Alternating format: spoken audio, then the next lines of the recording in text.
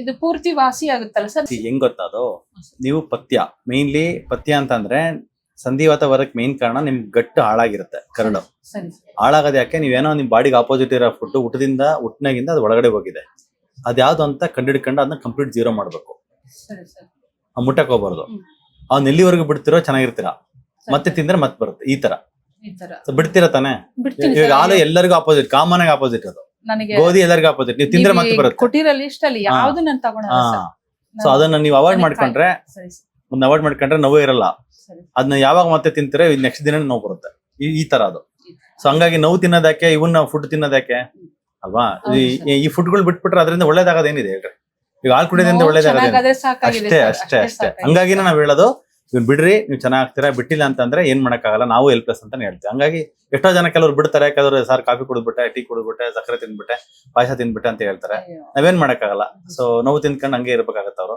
So ನಿಮ್ಮಂತ ಒಂದ್ sincere ಆಗಿರ್ತಕ್ಕಂಥ ನಮ್ಮ ನೋವು ವಾಸಿ ಮಾಡ್ಕೋಬೇಕು ಅಂತ ಇರ್ತಕ್ಕಂಥವ್ರಿಗೆ ನಾವ್ ಹೇಳ್ತಕ್ಕಂಥ ಪಥ್ಯ ಅಂತ ರಾಮಬಾಣ ಆದಂಗ ಅದು. ನಾನು ಪಥ್ಯ ಚೆನ್ನಾಗಿ ಮಾಡ್ತೀನಿ ಸರ್. ನನಗೆ ಕಾಯಿಲೆ ವಾಸಿ ಆದ್ರೆ ಸಾಕು ಸರ್. ನಿಮ್ಮಂತರು ಇನ್ನು ನಾನು ದೊಡ್ಡದಾಗಿ ಚೆನ್ನಾಗಿ ಎಲ್ಲ ದೊಡ್ಡದ ಆಸ್ಪತ್ರೆ ಕಟ್ಟಿ ನಮ್ಮಂತ ಎಷ್ಟೋ ಹೆಣ್ಮಕ್ಳು ಜೀವ ಉಳಿಸ್ರಿ ಸರ್. ಎಷ್ಟು ಜನ ಸುಸೈಡ್ ಮಾಡ್ಕೊಂತೀನಿ ಅಂತ ನನ್ನ ಫ್ರೆಂಡ್ಗಳೆಲ್ಲ ಇದಾರೆ ಸರ್. ಅವರೆಲ್ಲ ಈ ತರ ಕಾಯಿಲೆನಲ್ಲಿ ಬಾಳ ನಾನು ಸಿರ್ಸಿ ಒಳಗಡೆ ಇದ್ದಾಗ ಸುಮಾರು ಒಂದ್ 15-20 ಜನ ಫೋನ್ ಮಾಡ್ತಾನೆ ಇರ್ತಾರೆ. ನಾನು ಅವ್ರಿಗೆಲ್ಲ ಹೇಳಿದೀನಿ ಸರ್, ಅಕ್ಕ ಫೋನ್ ಮಾಡಿ ಈ ತರ ಇಲ್ಲಿ ಹೋಗ್ರಿ ಚೆನ್ನಾಗಿ. ನಿಮ್ ನಮ್ಮ ಹಾಸ್ಪಿಟಲ್ ಹೆಂಗ್ ಗೊತ್ತಾಯ್ತು? ನಾನು ಯೂಟ್ಯೂಬ್ ಅಲ್ಲಿ ಯೂಟ್ಯೂಬ್ ಅಲ್ಲಿ ನೋಡಿದೆ ಫಸ್ಟ್ ಟೈಮ್. ನಂಬಿಕೆ ಹೆಂಗ್ ಬಂತು ನಿಮ್ಗೆ? ನಂಬಿಕೆ ನಾನು ದೇವ್ರ ಹತ್ರ ಚೀಟಿ ಬರೆದು ಹಾಕಿದೆ ಸರ್.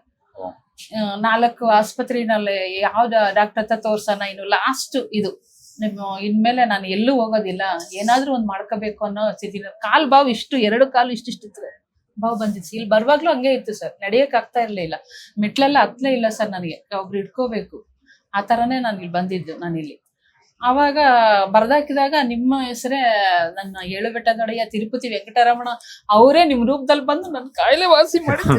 ಅದೆಲ್ಲ ದೊಡ್ಡ ಮಾತು. ಹಂಗಲ್ಲ, ನಿಮ್ಗೆ ವಾಸಿ ಆಗೋ ಟೈಮ್ ಬಂತು, ನಿಮ್ ಸಂಕಲ್ಪ ಇತ್ತು ವಾಸಿ ಮಾಡ್ಕೋಬೇಕು ಅಂತ. ಒಂದ್ ಚೀಟಿ ತೆಗ್ದಾಗ ನಮ್ಮ ಮೊಮ್ಮಗಳು ನಿಮ್ದೇ ಹೆಸರು ಬಂತು ಸರ್. ಹಂಗಾಗಿ ನಾನು ಇಲ್ಲಿ ಬಂದೆ ಸರ್. ಸೂಪರ್. ಇಷ್ಟು ಚೆನ್ನಾಗಿದೆಲ್ಲ. ಇವಾಗ ಎಷ್ಟು ಒಂದೇ ವಿಸಿಟ್ ಆಗಿರುತ್ತಲ್ವಾ? ಇದು 2ನೇ ವಿಸಿಟ್. ಸೂಪರ್. ನೀಟಾಗಿ ಪಥ್ಯ ಮಾಡಿ. ಯಾವ ಫುಡ್ ಅಂತ ಲಿಸ್ಟ್ ಬರ್ಕೊಡ್ತೀನಿ. ಅದೊಂದು ಫುಡ್ ಇಂಟಾಲರೆನ್ಸ್ ಟೆಸ್ಟ್ ಅಂತ ಇದೆ. ಸರಿ ಸರ್. ನಿಮ್ ಬಾಡಿಗೆ ಕಾಮನ್ ಆಗಿರೋ ಕಾಫಿ, ಟೀ, ಗೋಧಿ, ಮೈದಾ ಅವೇ ಅವ್ನ್ ಬಿಟ್ಟಿದ್ದೀರಾ ಆಲ್ರೆಡಿ. ಅದ್ ಬಿಟ್ಟು ಇನ್ ಯಾವ ನಿಮ್ ಬಾಡಿಗೆ ಆಪೋಸಿಟ್ ಇದೆ ಅಂತ ಅದ್ರಲ್ಲಿ ಬರುತ್ತೆ ಲಿಸ್ಟ್ ಅಲ್ಲಿ. ಅದ್ರ IgG ಟೆಸ್ಟ್ ಮಾಡ್ತಾರೆ, ಅದ್ರಲ್ಲಿ ಗೊತ್ತಾಗ್ಬಿಡುತ್ತೆ, ರೆಡ್ ಇಂಕಲ್ ಬರುತ್ತೆ. ಅದ್ ನಿಲ್ಸ್ಕೊಂಡ್ಬಿಡಿ ಕಂಪ್ಲೀಟ್ ಆಗಿ. ನಿಲ್ಸ್ಕೊಂಡ್ಬಿಟ್ರಿ ಅಂದ್ರೆ ಅವಾಗ ಅದು ಮತ್ತೆ ಕರಳು ನಾರ್ಮಲ್ ಅಂದ್ರೆ ಡ್ಯಾಮೇಜ್ ಆಗಲ್ಲ. ಕರಳು ಡ್ಯಾಮೇಜ್ ಆಗಿಲ್ಲ ಅಂದ್ರೆ ನೋವು ಬರಲ್ಲ. ಈ ತರ ಇದೆ ಕಾನ್ಸೆಪ್ಟ್. ಸೊ ಇದು ಅಕ್ಷಯ ಟ್ರುತ್ ಇದು. ಸೊ ಟ್ರುತ್ ನಾವ್ ಹೇಳ್ಬೇಕು ಪೇಷಂಟ್ಗೆ. ಟ್ರುತ್ ಹೇಳ್ಬಿಟ್ರೆ ಭಗವಂತ ಸತ್ಯನ ಯಾವಾಗ ಬೇಕಾದ್ರೆ ಯಾವ ರೂಪ ಬೇಕಾದ್ರೆ ಕಾಯ್ತಾರೆ.